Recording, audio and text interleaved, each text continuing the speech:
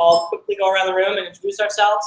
Then after that, we'll have an open floor for announcements. So if you have anything you'd like to share with this group, could be events, could be things that are civic tech or open gov related that are newsworthy, and it could also be, we also do job postings. So if anybody has a job in the government space or an intersection of the government and tech space, this is a place to share those as well. We have a Google Doc, which you're all looking at right here. Did we tweet out the link yet? I probably didn't. I will. The other way to get to it is if you go to chihacknight.org, which is the website for this event, you'll see tonight's event on the homepage. There's a button that says agenda. You can click that, open it up. Anybody can edit this. So if you have announcements you want to share, you can drop them in there. I'd also refer to this thing later. So I think before we get to the introductions, anything else, Christopher? So restrooms are down this hall. Braintree has graciously allowed us use of the space. That's the auditorium, the conference rooms, and the cafeteria. The rest of the spaces, their personal offices, don't go there. You can grab a drink from the fridge, just not the alcohol. Also, after the presentation, we usually do a question and answer. One of the things that we want to stress is that it's questions and answers, not questions, commentary, and answers. So just keep that in mind. I will be sort of the buzzer in which I go, and shut you up rather quickly. If we're not hearing a question, then we're going to try to shut it. Yeah. So anyways, let's keep it to questions. I think we'll get straight into the introductions then. I'll go ahead and start. I'm Derek Eater. I run this event with Christopher, and I also work at a company called DataMade.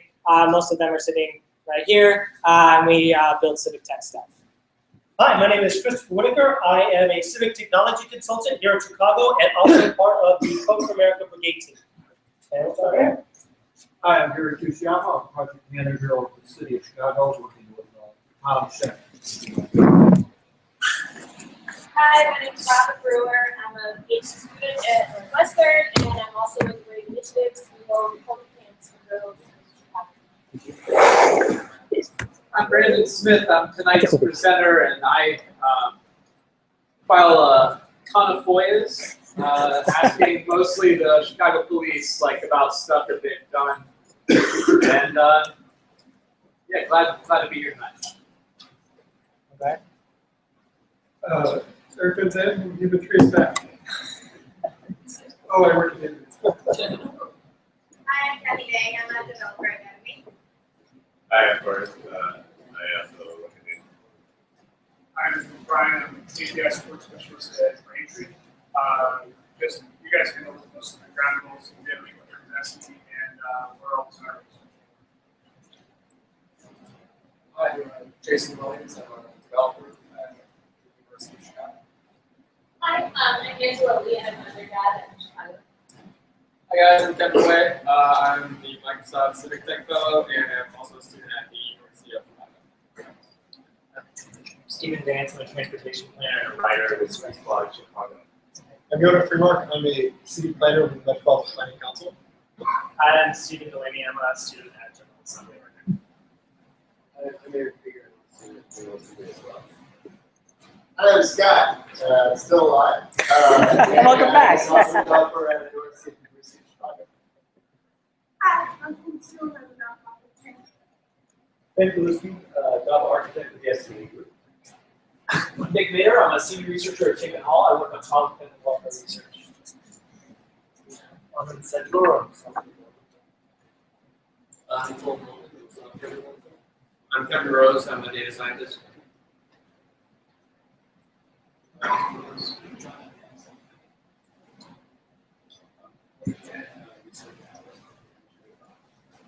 Hey, I'm Pat Planner. I also work in the Captain's office. I recently worked as a Captain's office. And I'm Martin. I'm a transportation planner. Shared building center. Huh? Sorry. Sorry. Everybody, maybe know it. Hi, John, I'm a park manager, park strategist, and also portfolio with open strategies. We help companies and private sector organizations. really not like also. I'm sorry, I'm an investigative journalist with our check.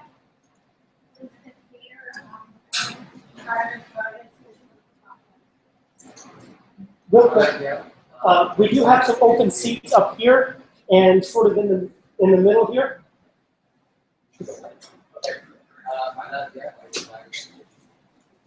Oh, the title.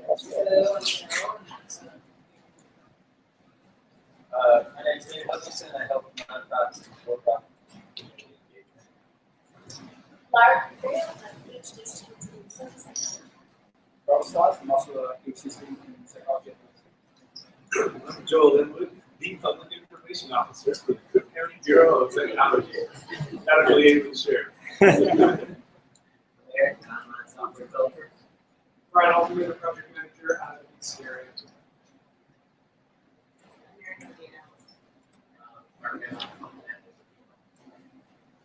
I'm Marshall. I'm a PhD student in sociology at the University of Chicago. Scott Blair, I'm an experienced designer and I work on the UX strategy. Business analyst. I'm a business analyst in Morningstar. I'm Sarah Baum. I'm a developer at Morningstar. I'm Melanie. I work at a social policy agency.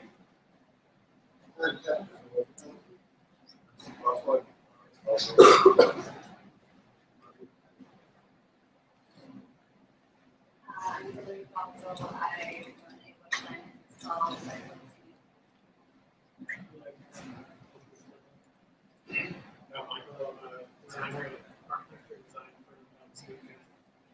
I'm Sean, I'm a software developer.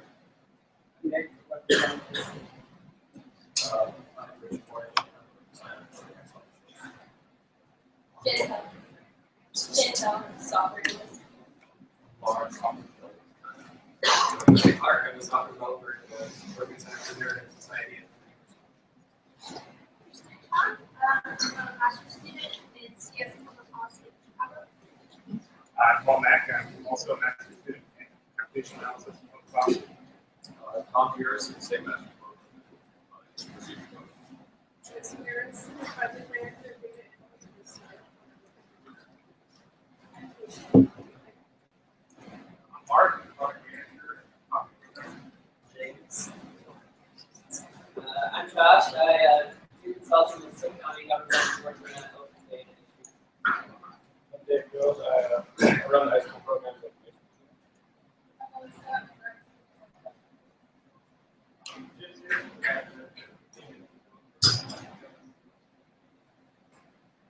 Adam, I run a small development in Chicago.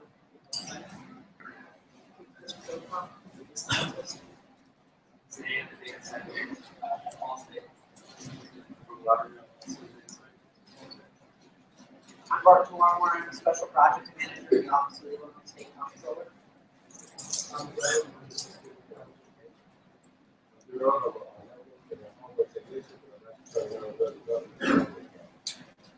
I'm David Samuel.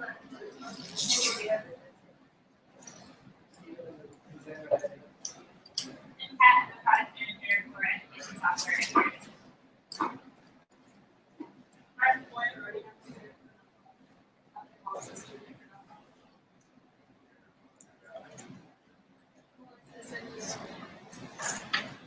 I'm Sean. I work with the city and the Harvard Semester. Eve, but you could get developer.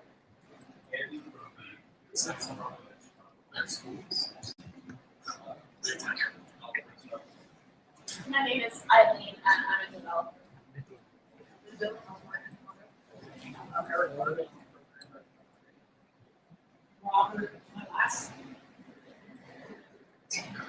Go ahead, and we'll figure it out.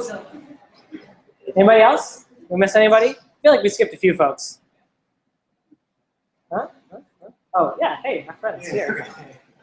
John Levy, Open Data Program Manager for the City of Chicago. I'm Rohan, sophomore at Harvard. Anybody else? Valerie, taking on Chicago School Research. Excellent. That's me, USC's. Okay, great. Welcome everybody. An awesome group as usual. Apologies for this fan going on here. Someone should tell it that it's like -10 outside or whatever. But anyway, sorry. So thank you for projecting. It's sometimes hard to hear in this big space with that fan on. So we'll go ahead and switch over to announcements. I'll be going off of the ones that are listed on this Google Doc here. You can add them yourself, or if you don't have a computer in front of you, you can just raise your hand and we'll call on you after the list. So we'll go ahead and start at the top. Chai Hack Night shirts, this is mine. So wait, who's wearing a Chai Hack Night shirt? Steven, please, you have to stand up. So if you want one of these shirts, you can have one. It's $11. So just come and find me afterwards. And you could brag to all your friends about how cool you were that time you came to Hack Night. Okay. Hive Chicago Buzz. You're up at the front, I know, but go ahead. All right. Hi, everybody. I'm Robert with Mozilla. I also help run a network in Chicago called The Hive. It's a network of now over 70 youth-serving organizations around the city of Chicago that work and collaborate together to really transform the learning landscape of Chicago so that in-school and out-school time is better connected. We call that connected learning.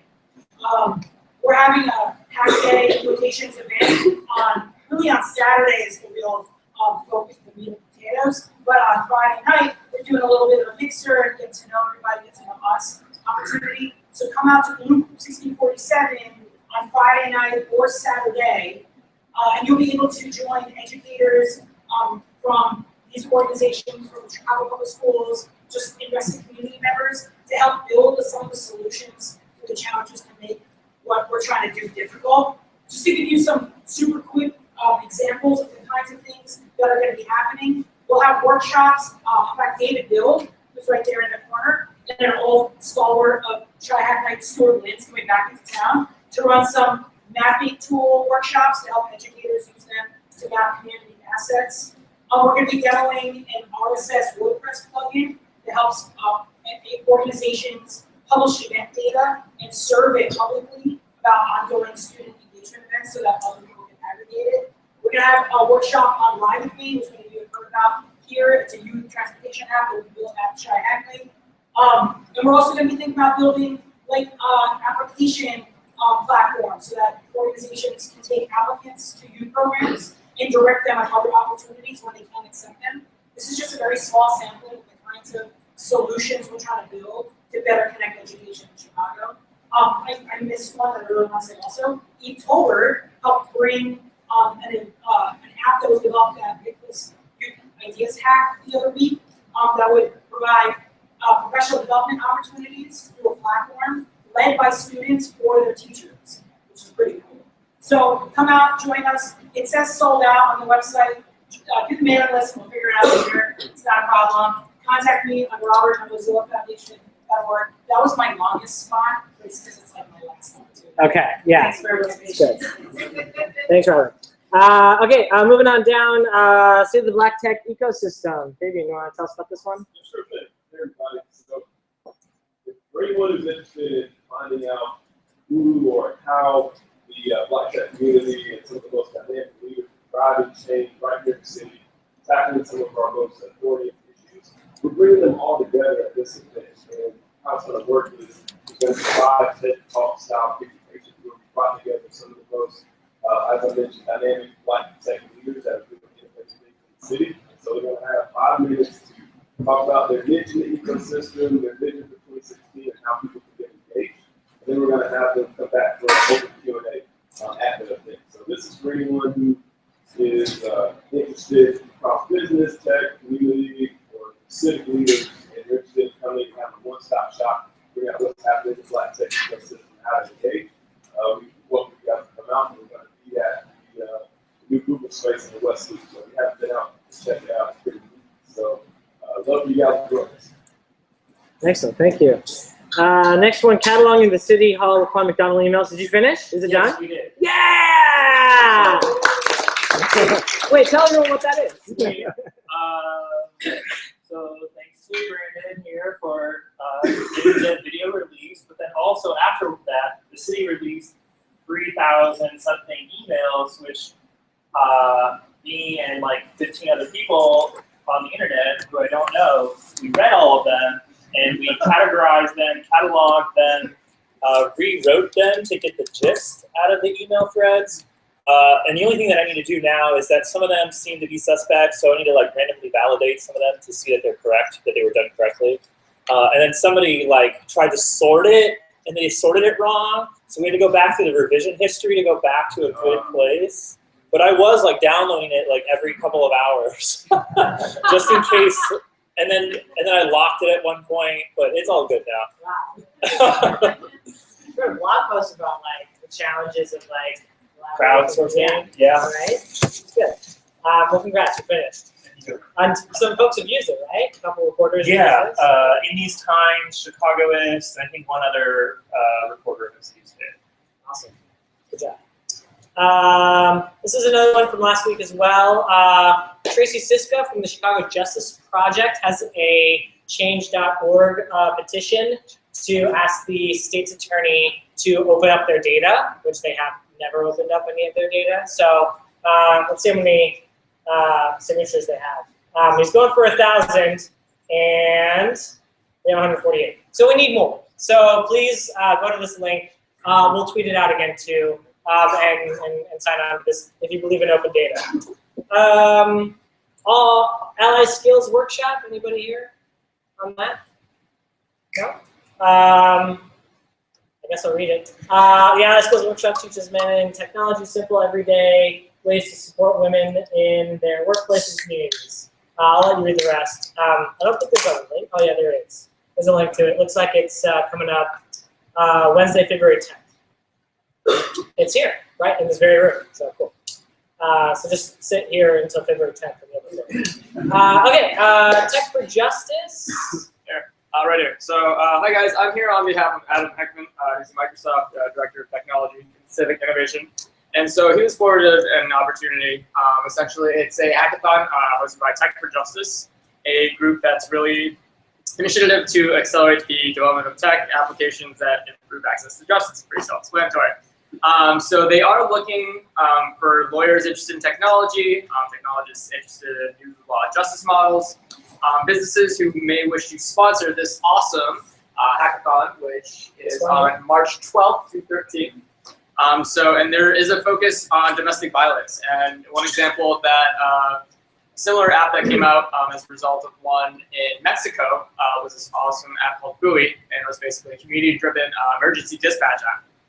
So a lot of good stuff going on here. And other than that, if you have any grants, if organizations who may be willing to lend support, that's greatly appreciated.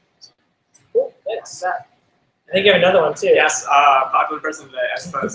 So Sarah Brunet, she presented here with Illinois Sunshine, as well as the Illinois Campaign for Political Reform. She presented here a few weeks ago, and she unfortunately wasn't able to make it. But essentially, there's a site sure. that like DataMate actually worked with as well. Crazy, right? Have I seen this website before? Yes, I have. Awesome. So essentially, they catalog basically almost every political donation since 1994. A little bit wonky toward the earlier side, but essentially, she was wondering if you guys had were willing to take up a few volunteer projects. There's like a ton of data around here, and everything's open source. You can dig through everything you want.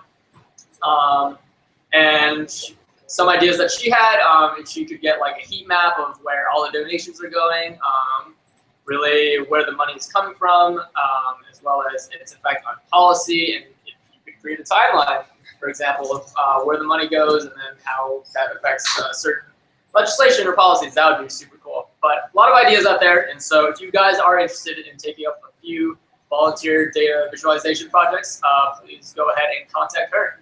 Cool. Yeah, just so you guys know, the Illinois primary is happening in like 2 months, and it's fundraising season. So all of these top earners here is all the political committees that have been raising money. Just in the last 30 days, this one particular committee got $2.5 million. So from a lot of different people. So this is useful to know because this money determines who will them getting another message out there, and that has a strong determining factor on whether or not they'll be your next elected representative. So it might be worth knowing. Not that I'm biased or anything, it's just pretty cool. Apply for taxis in Chicago. Who's got this one? Someone's just typing this. Who just typed this? Is Michael Castellano here? He was supposed to do this. I don't know. Oh, looks like you are.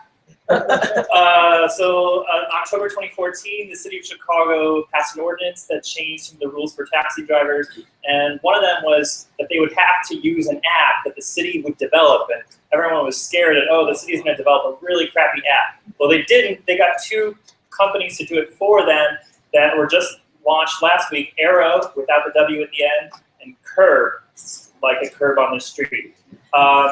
Taxi drivers are required to use one of the two apps. They work identically to Uber and Lyft to hail a licensed taxi and to pay for it with a credit card, or you can pay in cash once you finish the ride.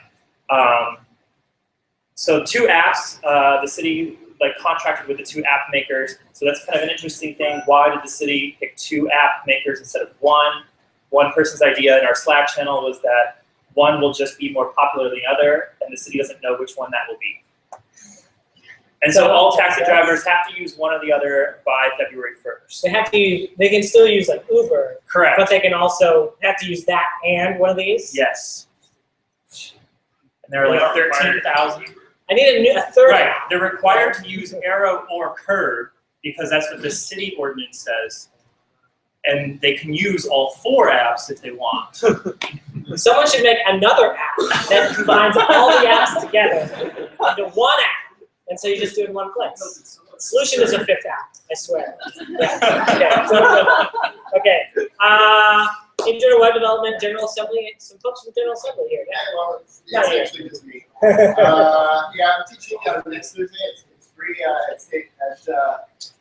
at next door, State Farm in Lincoln Park. And when I teach this class, I would like to use an example on the Open Data Portal.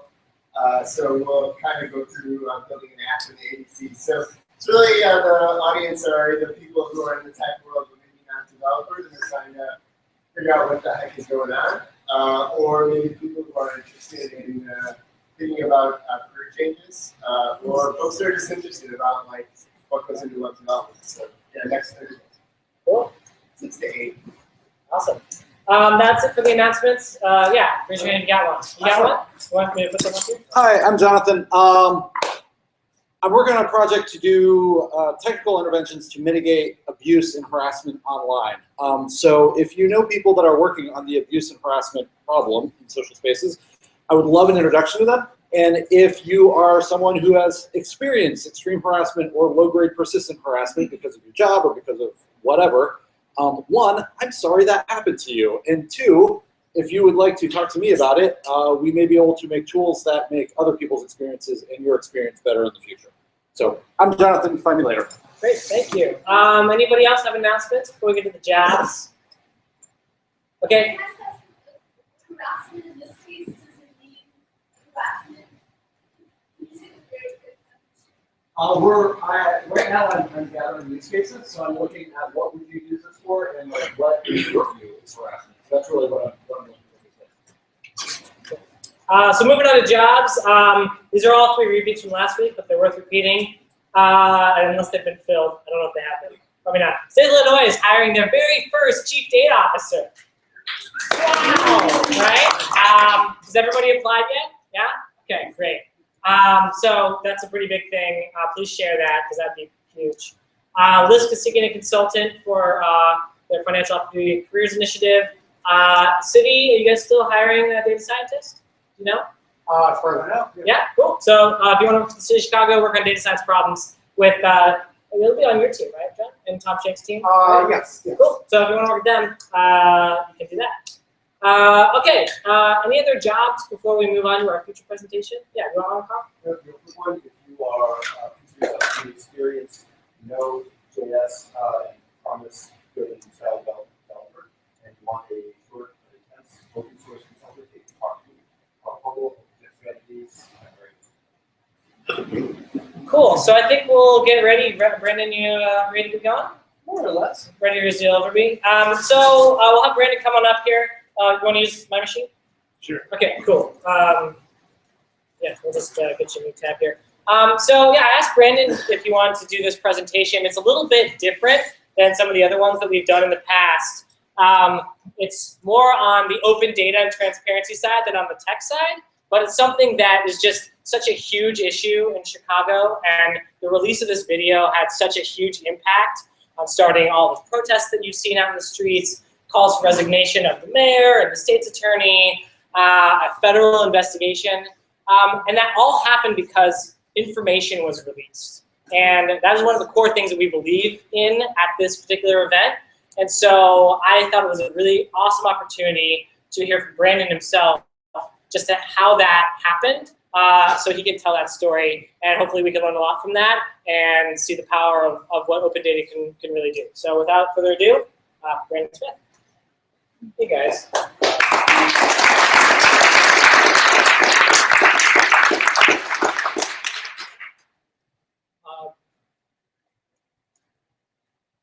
I've pulled up FOIA machine here.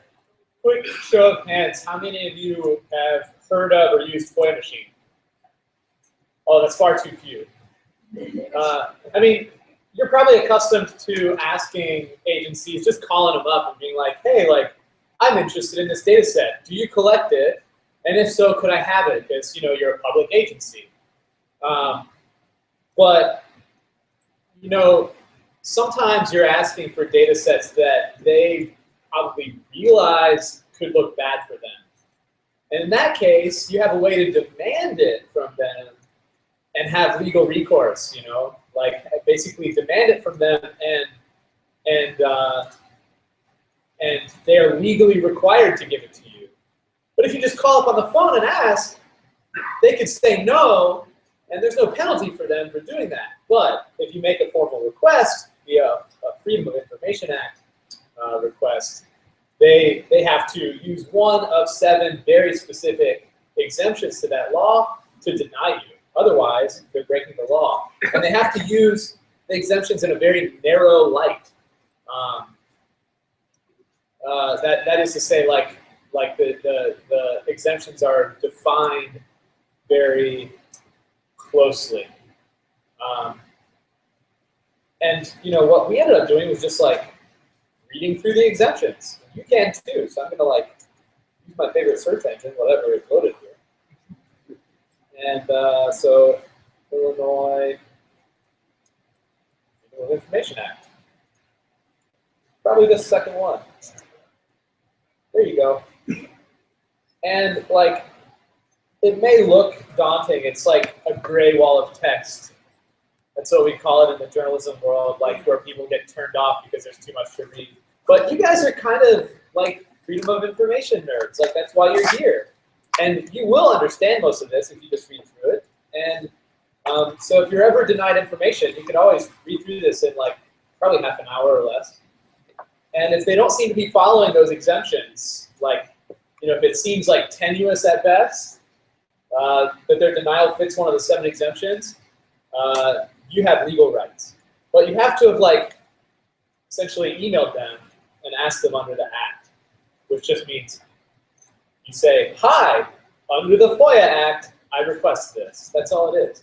It's very simple. And this can help you. FOIA machine, gosh. That's not very good.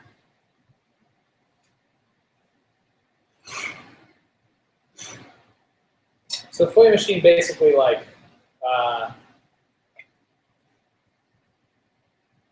it's a way for you to like catalog your requests. Obviously, if you're making just a couple, you don't really need this, but it saves your request, so you have proof that you sent it. It has a database of like most of the agencies and their FOIA contacts, you know, the emails to which you sent your request. And it generates boilerplate for you. So like in case you're like, you have writer's block and you're like, oh no, I don't know if I'm doing this right. Like they'll fill in all this stuff. Like, sorry for the delay.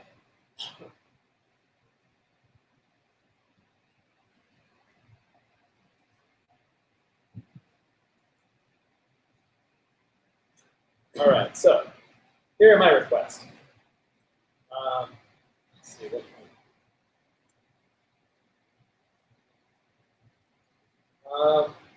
yeah, one of the things that that I requested recently.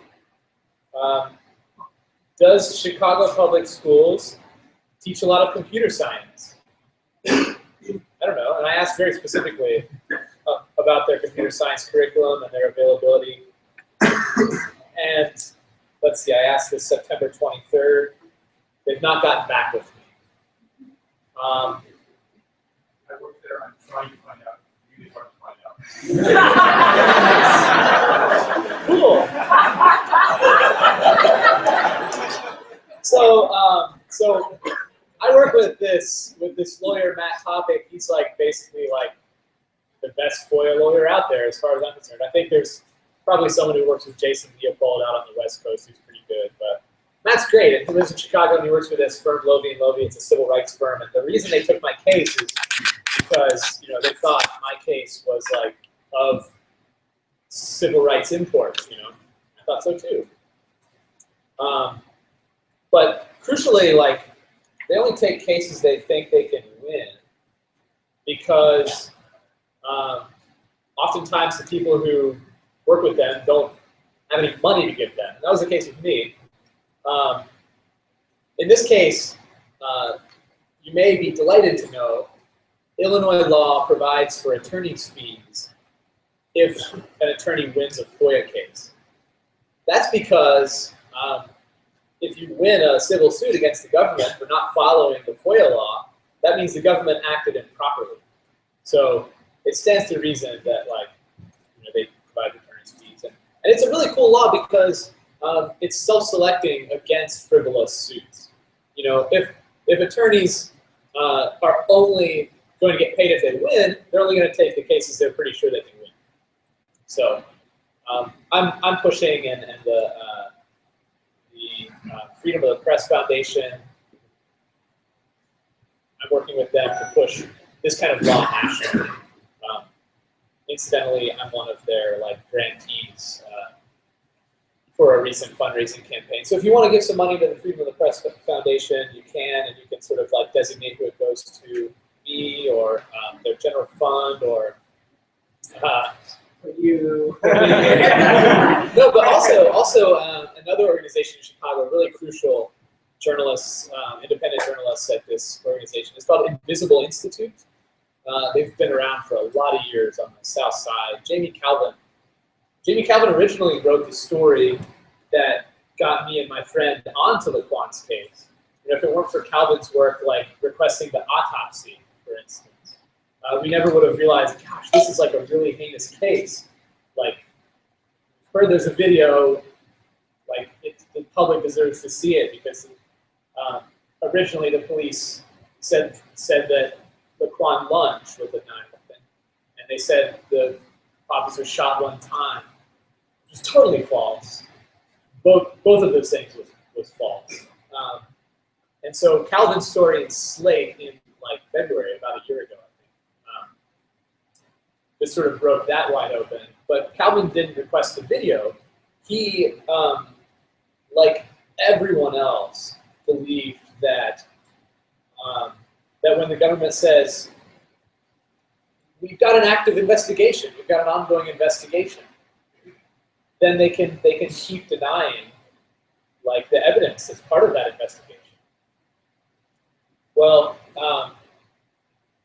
we thought, especially if there's a video of what could be a terrible killing, you know, extrajudicial killing, that specifically may not apply. You know, that a judge might find that should not, that part of the exemption should not apply. So yeah, we argued that one, they have to prove that an investigation is ongoing. That's key. And the fact is they do, you know, according to FOIA law and case law, they have to prove that they're investigating still, you know, and it was almost a year on. Like, Jesus, there's a video of the whole thing and it took a year to investigate it? Like, at any rate. And then two, we said, you know, you guys have to prove that releasing the video would harm the investigation. And you know, that's what we told the judge. You know, according to the law, this is what the city has to do. And the judge found in our favor in both cases. You know? So if you're ever wondering, like, hey, if law enforcement anywhere, or I guess a prosecutor's office too, says there's an ongoing investigation, particularly when it involves a police officer, like you may now have rights, and you may have always had them, but now it's sort of well known. Like the public has the right to know this kind of stuff. Anyway, let me get on to more stuff. I mean, it's been a long time. I've been talking a lot. MuggedRock is basically probably gone through this before, but it's like FOIA machine, except they kind of have some artificial intelligence that generates replies to the government. So essentially, if you're using this, they charge a small fee, but computers follow up for you.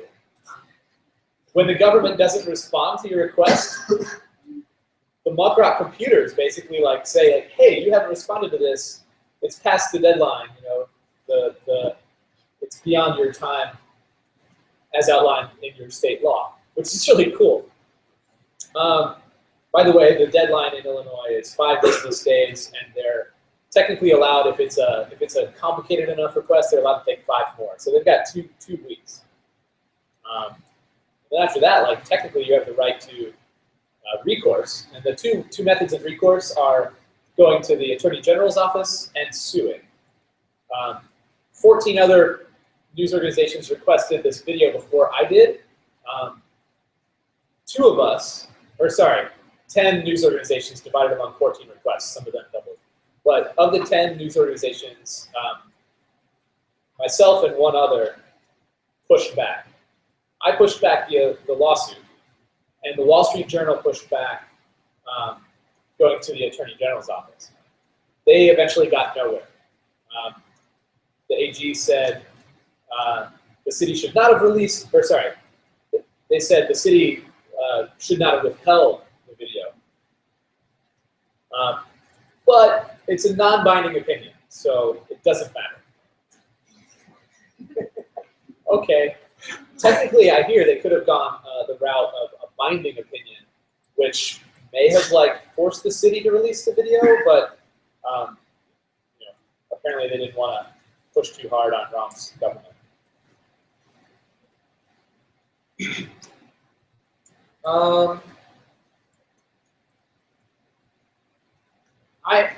I want to kind of wrap it up and take your questions. I should direct you to my friend Fredy Martinez. He's like a first-rate activist, and he was an astrophysicist for a while, and now he's like a privacy researcher. And he's been on this like stingray case, like, you know, like on it like Donkey Kong. I always say, but yeah, just this week a judge ruled in his favor and said the city has to turn over all kinds of documents related to cell phone surveillance that the police do, turn it over to the court so that judges, or this judge in particular, can review it all. So that's Fredy Martinez, and one of the things he and I have done, and I'll probably write about this soon, is we requested the database of Chicago Police FOIA responses. Basically, they create a database of like when the request is made, when it is fulfilled, if the government asks for more time, that sort of thing. And we basically we found that like 30% of requests are late, which is technically against the law, and we're trying to parse it to see like what kinds of requests are late.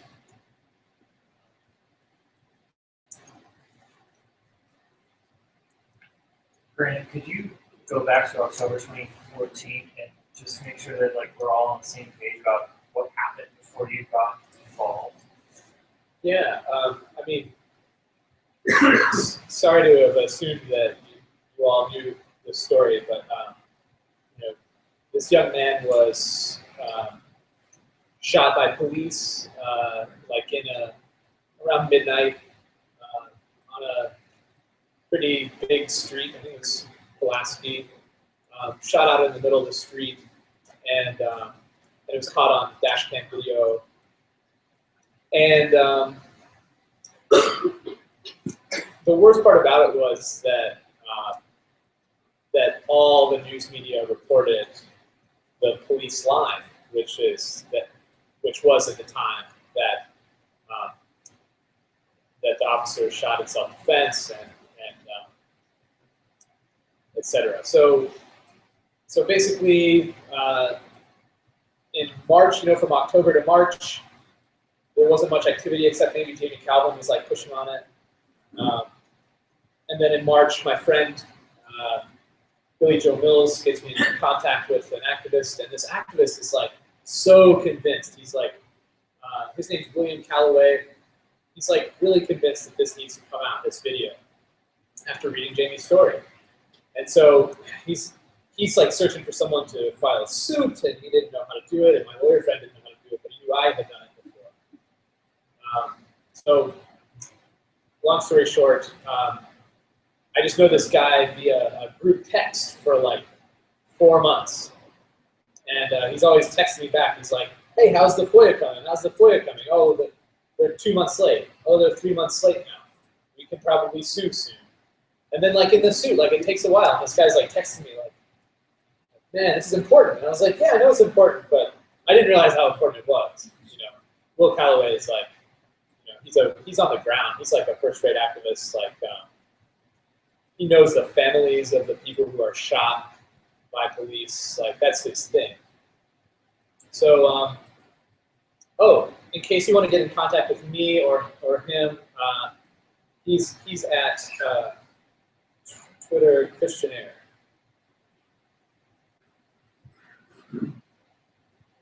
Christianaire. Yeah, that's him. That's funny. But that's like his organization, Christianaire. And I'm at Muckrakery. And so, I mean, this is kind of where I post like my thoughts or whatever. But in case you want my cell phone number, I'll give it to you right now. It's 740-505-0038. You see that? And then if you have something sensitive to tell me, buy a disposable phone at CVS, Please and thank you. There are other ways that. I don't know why I did that.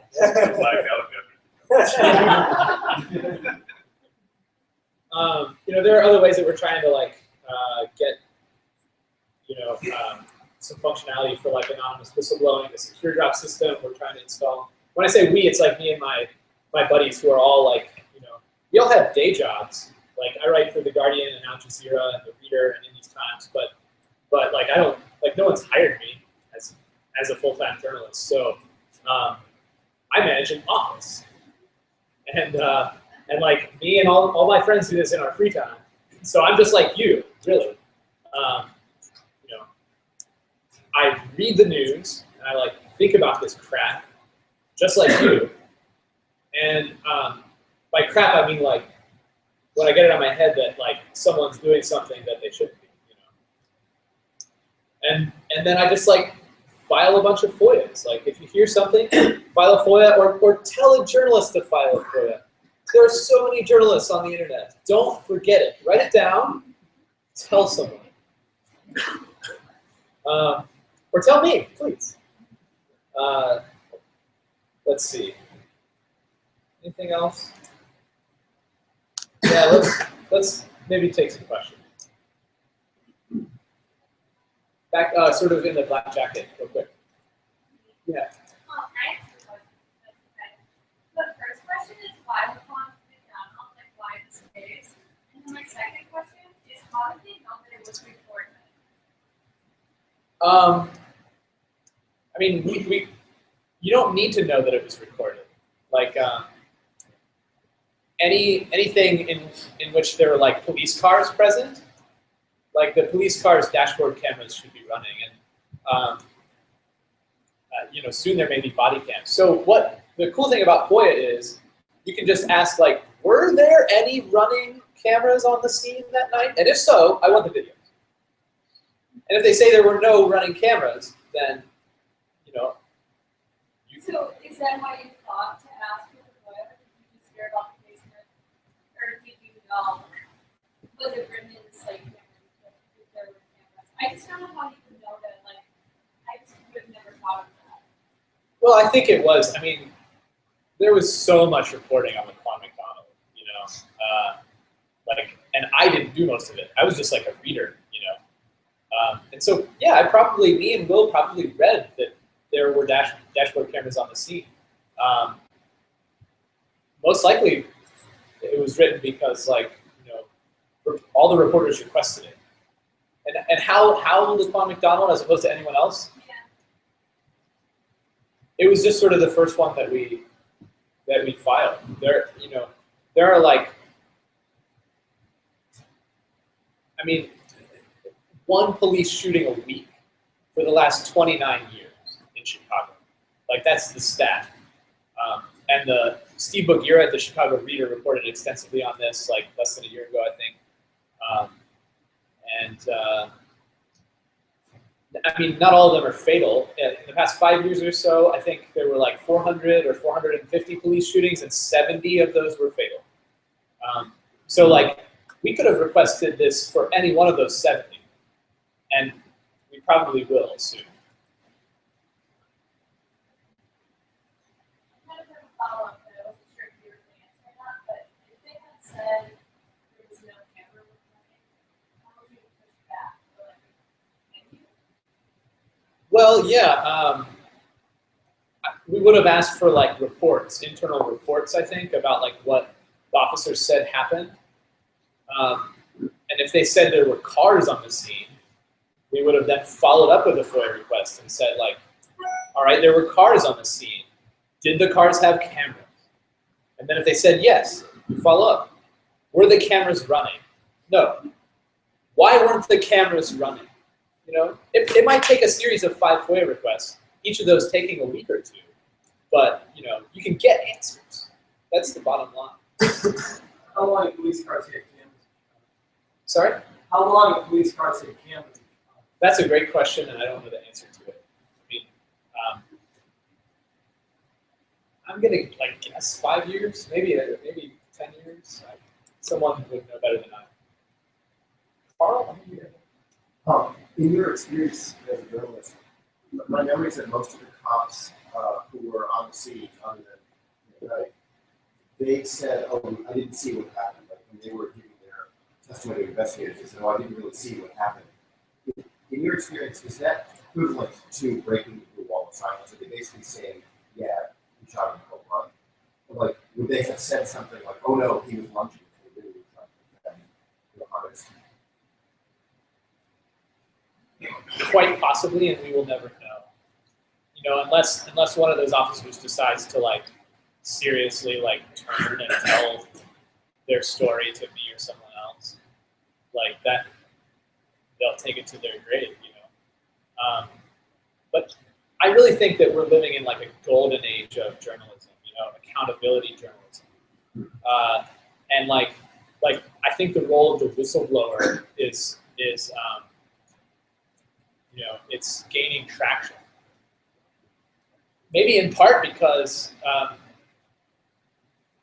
we hear lots of claims of transparency, but like if you talk to journalists, like they'll say, "Oh my gosh, no, like this administration is not transparent.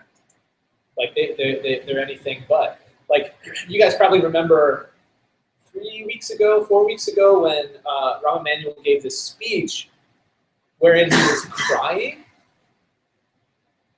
literally, while he was in the chamber giving that public speech crying, his lawyers, that presumably he's directing, at the exact same time, were in a courtroom across, like a few blocks away, arguing against the release of another video almost exactly like this.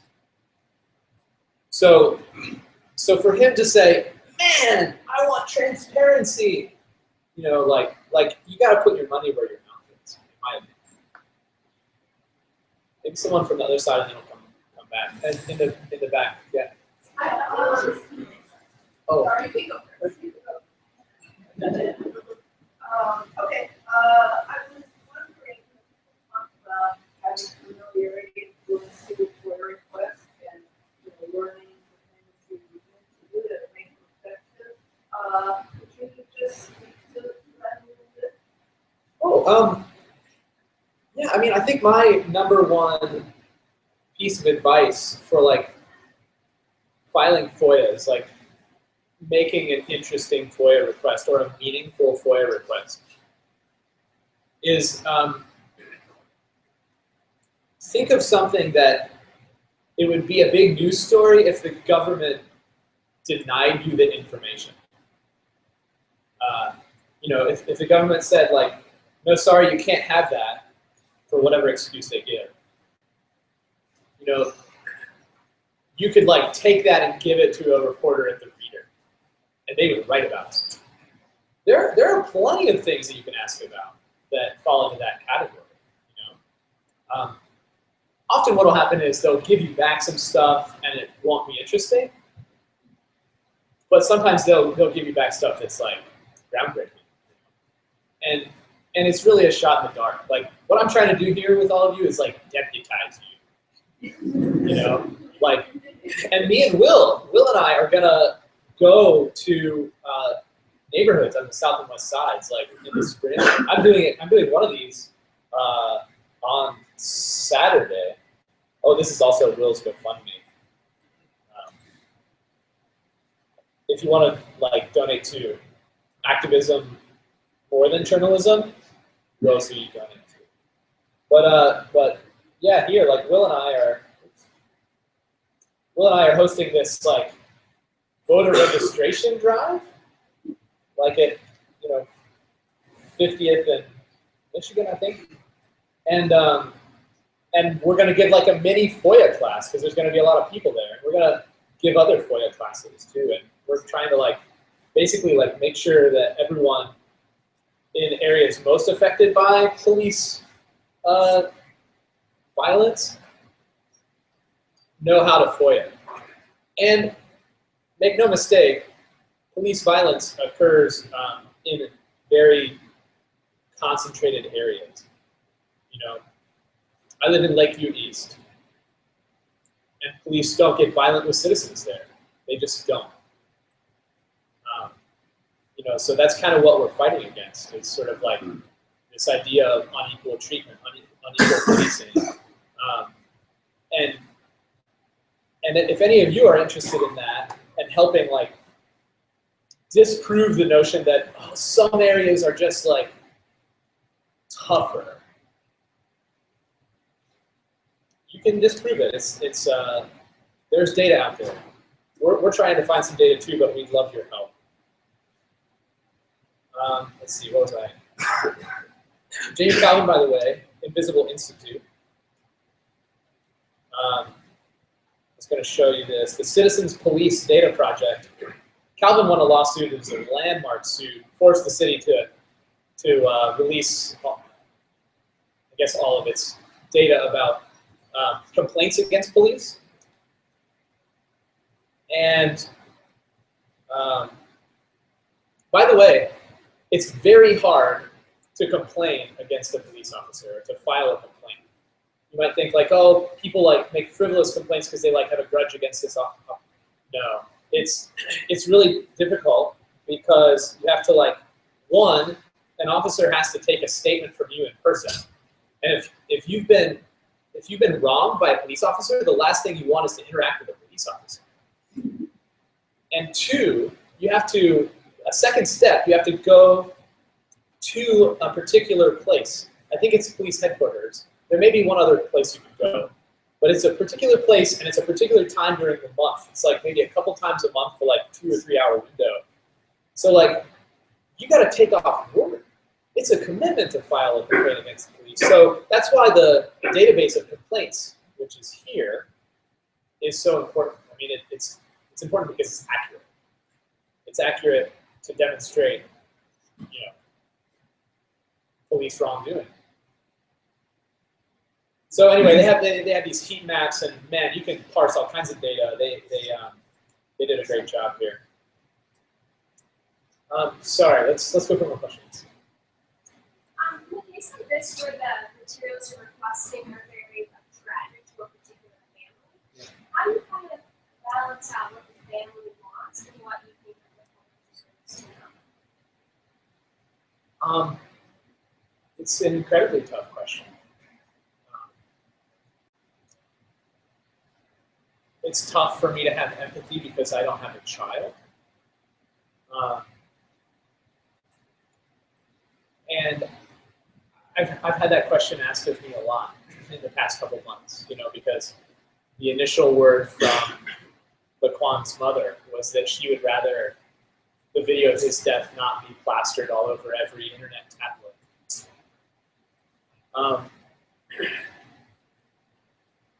And it's a hard situation. I had an idea that reform, serious reform, could come from it. It may have harmed her and her family to see that out. But if we're talking ethics, the greatest good for the greatest many or whatever, it could prevent dozens or hundreds of young boys just like her son from suffering the same fate. And I would love to have a conversation with her about it. I want to tell her story, but she doesn't want to talk. So for me, that was my thought process. But the bottom line is a judge found it to be unlawful that the video was withheld. So the law said the video should have been released, bottom line. And it was hard for me. It's hard for everyone to watch the video, It's hard for everyone to realize that police shoot a person or leave. And that it's never investigated. By the way, I wrote a column about this. It's not ever really investigated.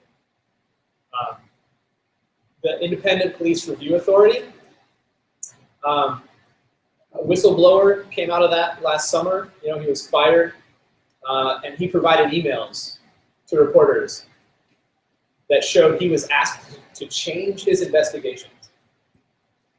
So, I think 1% of police misconduct cases result in discipline.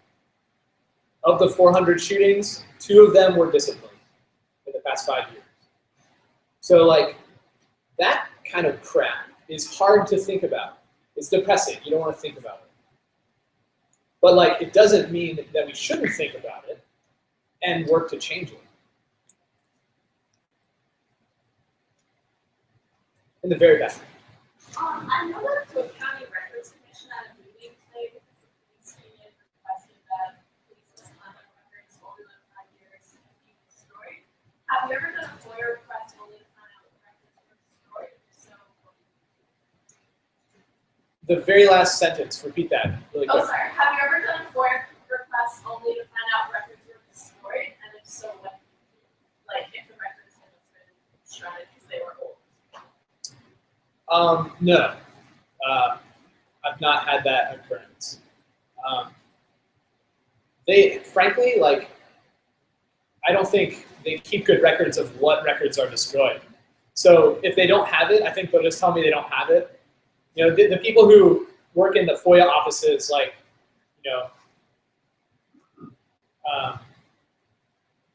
they do what they can, but they're swamped. So, especially now. And that's a good thing. The city should increase the budget of that office, essentially, so they're not so swamped. What was I going to say? I'll come back to it. In the jacket, yeah, who are? That's you. Yeah, to your point about the city hiring more FOIA people, what is kind of, you extend this out with deputizing more people, how does that play out? Like, will they eventually, I mean, does the city just have to comply because the law, because the law has a time deadline. Yes. So I mean, like the city, like Fredy and I's work, like, you know, we're gonna try to like find out exactly how often they're missing their deadline and write about it. And like, you know, there could be a class action lawsuit, you know, for all the people whose deadlines were missed, and that would force the city to like hire more people to do this work, you know. So eventually, like, because it is breaking the law, they'll somehow be forced to hire more people. Oh, but I realized the thing that I was gonna say, that's a great point about the longer than 5 years records being destroyed. The city and Jamie Calvin's lawsuit that that released all this stuff. He was fighting the city, right? The police department, the city. Now Calvin and the city are on the same team fighting against the police union. Calvin and the city want to keep these records of police. I don't know if it's technically police misconduct or it's just the complaints against police, but at the very least it's complaints. And the FOP, the police union here, wants records that the city has. They've kept onto these since like 1967. So they have probably huge rooms full of filing cabinets of these complaints from 67 to roughly 2010. And the FOP wants them all to be destroyed. And so there's this, you know, they're in court, and I don't know how it's going to go down, because like I hear that technically the city signed this contract with the FOP that says complaints older than 5 years are to be destroyed. And you know, they haven't been, so that's a good thing, even though it's sort of breaking the contract. But my question is, why in the world did the city sign the contract in the first place? I've yet to get to the bottom of that. If any of you have any tips, let me know. Striped shirt? I know it's a huge problem in other countries, but do you fear reprisal, or have you felt like, you know, these been stopped by cops more often? No. I mean, I think that they realize that it's just sort of, sorry? You mentioned the burner phone. Yeah. Well, I mean, that's to protect you, not to protect me. You know, like if you're going to give me some information from like within your job, and there are like, by the way, if there are 5 people who know the information you're giving me, think long and hard. If there are 50 people who know the information you're going to give me, you're probably okay. You know, that's the equation. But no, I haven't felt threatened at all, because they have so many lawsuits against them all the time. And I just feel like they feel like it's kind of coming home to roost, you know, like it's finally catching up to them. All right, thanks everyone.